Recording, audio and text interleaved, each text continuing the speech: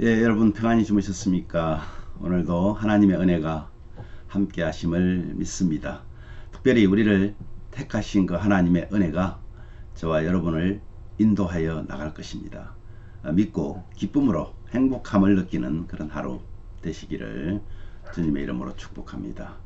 우리 사도신경 고백하면서 8월 19일 금요일 아침 기도를 우리 하나님께 올려드립니다. 나는 전능하신 아버지 하나님, 천지의 창조주를 믿습니다. 나는 그의 유일하신 아들, 우리 주 예수 그리스도를 믿습니다. 그는 성령으로 잉태되어 동정녀 마리아에게서 나시고 본디오 빌라도에게 고난을 받아 십자가에 못 박혀 죽으시고 장사된 지 사흘 만에 죽은 자 가운데서 다시 살아나셨으며 하늘에 오르시어 전능하신 아버지 하나님 우편에 앉아 계시다가 거기로부터 살아있는 자와 죽은 자를 심판하러 오십니다. 나는 성령을 믿으며 거룩한 공교회와 성도의 교제와 죄를 용서받는 것과 몸의 부활과 영생을 믿습니다. 아멘. 찬송가 384장입니다. 나의 갈 길 다가도록 예수 인도하시니.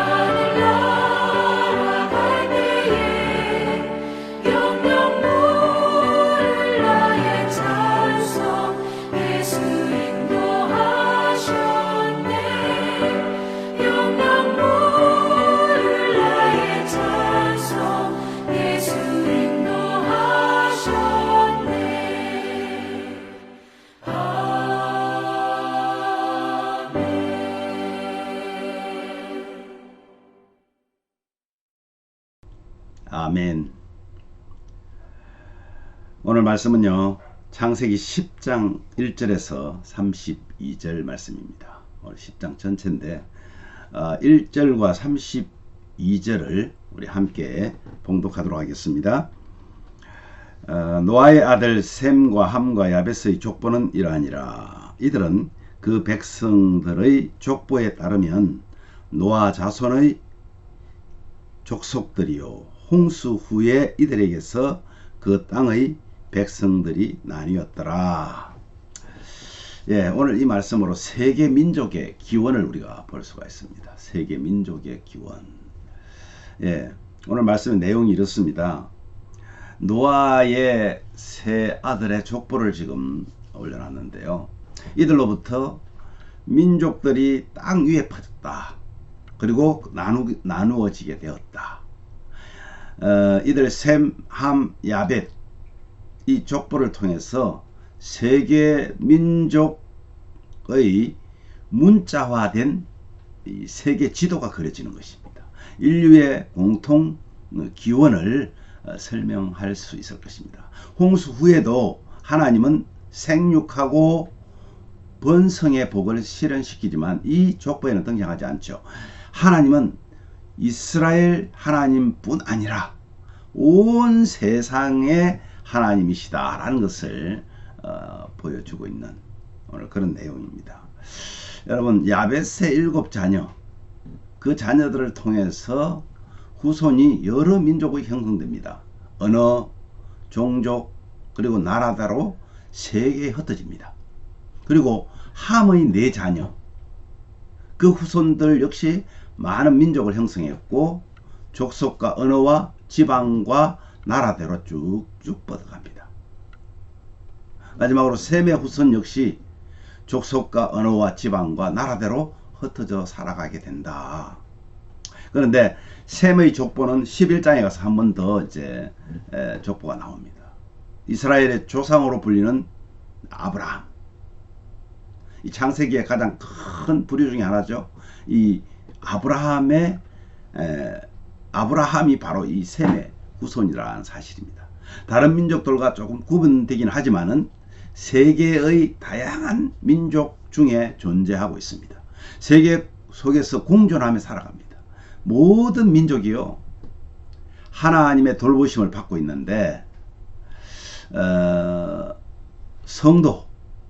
성도인 저와 여러분, 그죠? 우리도 세상과 분리되어 빛이 나는 것이 아니라 세상 속 안에서 빛으로 드러나야 되고 소금으로 드러나야 된다 하는 것을 오늘 이 말씀에서 우리는 좀 생각해 보아야 합니다. 여러분은 세계 속에 공존하면서 세상 속에 거룩함으로 드러나고 있는가? 내가 세상 속에서 거룩한 존재로 드러나고 있는가? 또는 우리를 성도라 부르신 것은 창조주 하나님께서 보내신 예수 그리스도를 믿는 자는 누구나 하나님의 자녀가 된다는 사실 또한 알아야 됩니다.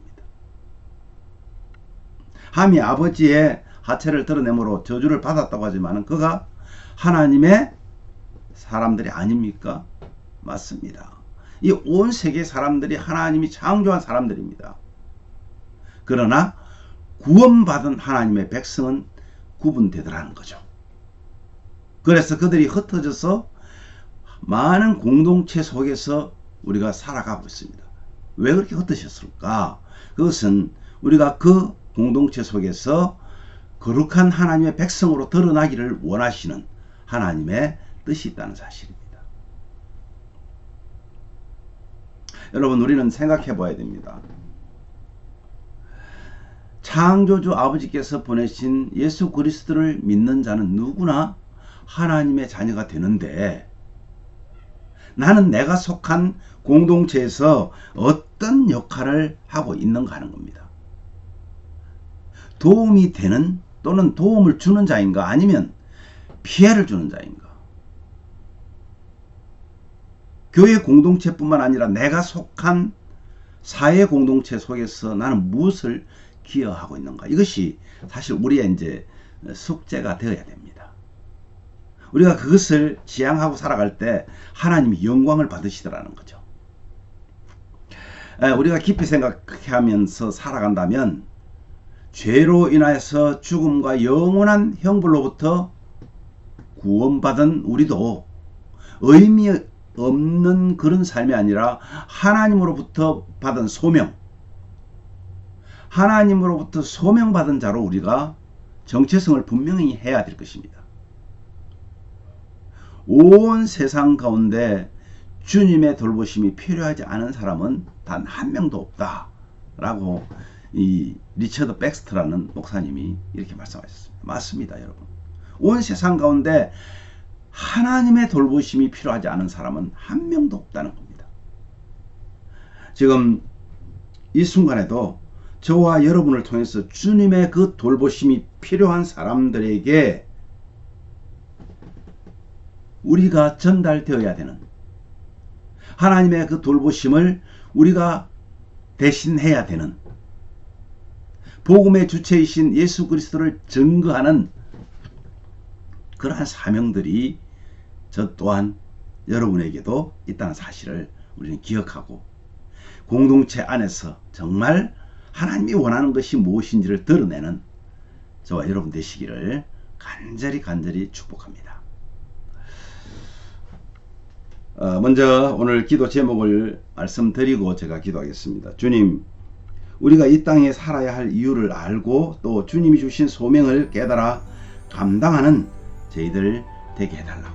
여러분, 우리 속에 있는 공동체와 사회 속에서 도움을 주고 위로자로 봉사자로 헌신하는 그런 성도의 모습이 저희들이 되게 해달라고 기도하십시오. 또한 이 시간 함께하는 우리 모든 가족들의 건강과 믿음을 지켜주시고 더욱 반석 위에 서게 하여 달라고 기도하십시오.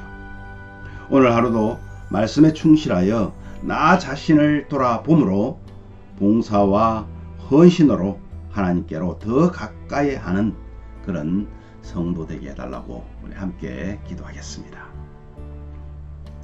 제가 먼저 기도하겠습니다. 하나님 아버지, 감사합니다. 오늘도 이 노아의 아들들을 족보를 통해서 온 세계로 흩어지고 온 세계에 하나님께서 말씀하신 충만한 은혜를, 번성의 은혜를 주님께서 주셨습니다. 아버지 하나님, 우리가 주님 앞에 구원받은 하나님의 백성으로 구분되었듯이 정말 셈의 족속들이 구분되어서 그들로 통하여 믿음의 조상이 나오고 또한 그 속에서 예수 그리스도가 나오셔서 우리를 구원케 하신 그 하나님, 우리 속에서 하나님의 백성으로서 선택받은 저희들이 정말 무엇을 해야 되는지를 깨닫고 살아가는 정말 혼란스럽고 힘든 세상 속에서 우리의 정체성이 분명하게 잡히도록 하나님 깨닫게 하시고 또 알게 하시고, 그래서 그것을 실천하며 살아가는 우리 모든 가족들 되기를 간절히 원합니다. 아버지 하나님, 정말 가장 중요한 것은 그들의 영혼을 살리는 것입니다. 아버지 하나님, 세계 속에 많은 그리스도인들이 있다고 하면서도 세상이 변화되지 않는 것은 우리가 그 소명을 감당하지 못함인 줄 압니다. 우리가 공동체 속에서 도움을 주는 자가 되게 하시고 정말 피해를 입히는 그런 자가 아니라 정말 하나님의 이름을 그 공동체 속에서 빛처럼 소금처럼 드러내는 그런 삶을 저희들이 살아갈 수 있도록 은혜를 더하여 주시옵소서.